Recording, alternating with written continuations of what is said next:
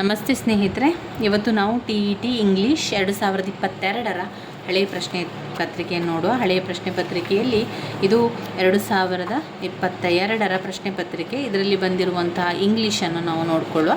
ಬೋಧನಾಶಾಸ್ತ್ರ, ಆಮೇಲೆ ಅದರಲ್ಲಿ ಬರುವಂತಹ ಗ್ರಾಮರನ್ನು ಮಾತ್ರ ನೋಡಿಕೊಳ್ಳುವ. ಗದ್ಯ ಭಾಗ ಮತ್ತು ಪದ್ಯ ಭಾಗವನ್ನು ನೀವೇ ಪ್ರಶ್ನೆಯನ್ನು ಹುಡ್ಕೊಂಡು ಅದನ್ನು ಓದ್ಕೊಳ್ಬೇಕಾಗ್ತದೆ. ಬೇರೆ ಬೇರೆ ಪ್ರಶ್ನೆಗಳು ಕೊಡೋದ್ರಿಂದ ಯಾವುದು ಅಂತ ನಮಗೆ ಗೊತ್ತಾಗೋದಿಲ್ಲ. 39ರಿಂದ 45ರ ತನಕ ನಾವು ಗದ್ಯ ಭಾಗ ಇರುವಂಥದ್ದು. ಬಂತೆ ಬರುವಂಥದ್ದು 46ನೇ ಪ್ರಶ್ನೆ. 46ರಿಂದ 60ರ ತನಕ ಎಲ್ಲ ಬೋಧನಾಶಾಸ್ತ್ರ ಮತ್ತು ಗ್ರಾಮರ್ ಎರಡು ಜೊತೆಯಾಗಿ ಬರ್ತದೆ. 46ನೇ ಪ್ರಶ್ನೆ, my brother is dash talented Sitara player and has dash melodious voice. My brother is a talented sitar player and has a melodious voice. 47ನೇ ಪ್ರಶ್ನೆ, Hemant opened the garage and took his thing out. 48, the cyclone caused extensive damage to the city.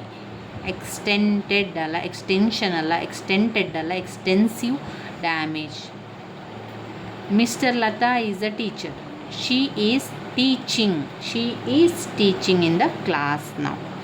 50ನೇ ಪ್ರಶ್ನೆ, if break down meaning stop working and work break in means, break ಎನ್ನುವಂಥದ್ದೇನು? Break ಅಂದರೆ enter illegally, break ಮಾಡುವಂಥದ್ದು enter illegally ಎನ್ನುವಂಥದ್ದು.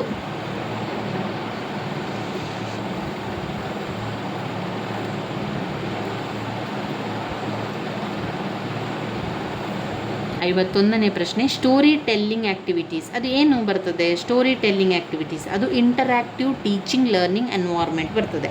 Interactive teaching learning environment is a story telling activities.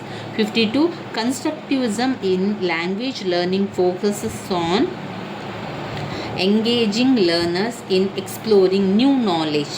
Engaging learners in exploring new knowledge.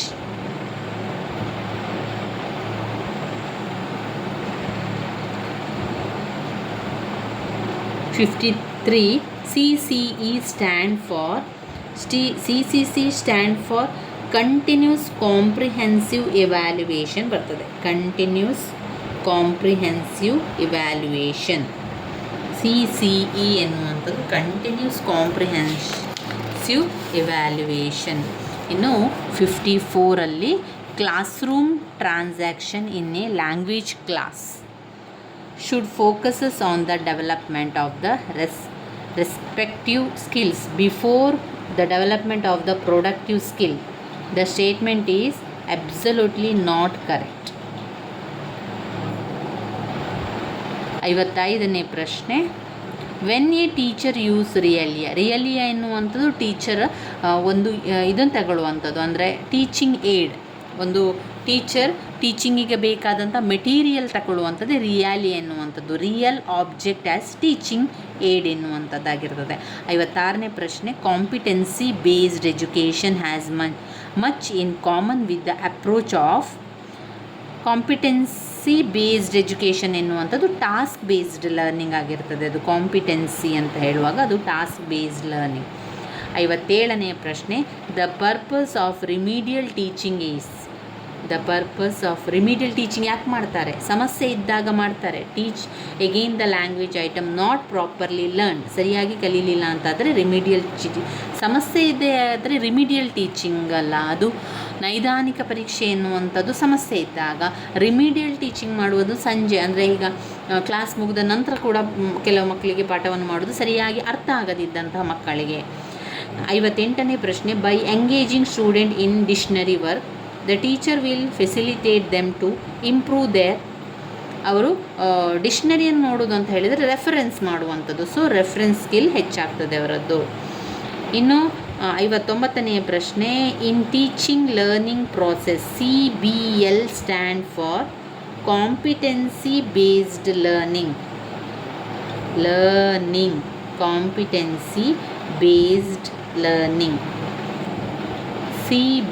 Teaching learning process teaching learning process, CBL stand for competency based learning. Choose the audio visual aid for the given option is a audio visual ಎರಡು ಬರುವಂಥದ್ದು ಫಿಲ್ಮ್ನಲ್ಲಿ ಬರುವಂಥದ್ದು.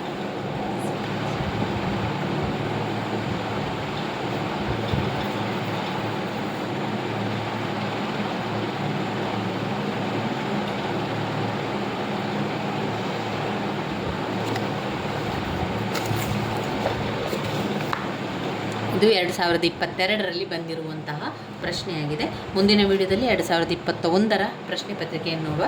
ನನ್ನ videos ಎಲ್ಲ ನಿಮಗೆ ಇಷ್ಟ ಆಗಿದರೆ like ಕೊಡಿ, share ಮಾಡಿ, subscribe ಮಾಡಲಿಕ್ಕೆ ಮರಿಬೇಡಿ. ಧನ್ಯವಾದಗಳು.